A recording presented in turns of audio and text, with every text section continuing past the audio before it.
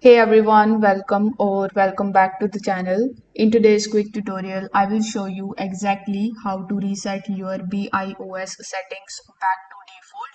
So whether you are fixing boost issues or just want a clean slate, this particular step is going to work on most of the PCs and laptops.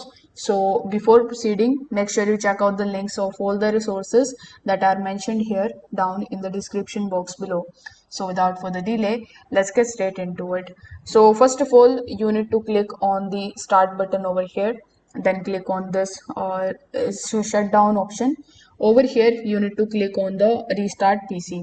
Now, once you click on the restart your PC and as soon as the screen turns black, you need to start pressing the BIOS key repeatedly, and this particular key can be the deletion key, F2 or F10 key, the escape key as well, depending on your laptop or the motherboard brand. So you will see the BIOS screen pop up just like so. It will be in a blue or a black interface. So once you are here inside, you need to use the arrow keys in order to move through the menu and look for an option that says load default or load setup default or reset to default or load optimized defaults. So this particular option is usually under the exit or the save and the exit tab. So you need to simply select it and press enter.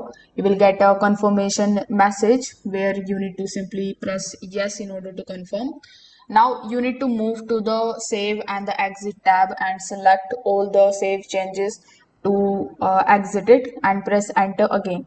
So your PC will now restart with BIOS settings back to the factory defaults. So that's how you can reset your BIOS to default, quick and safe.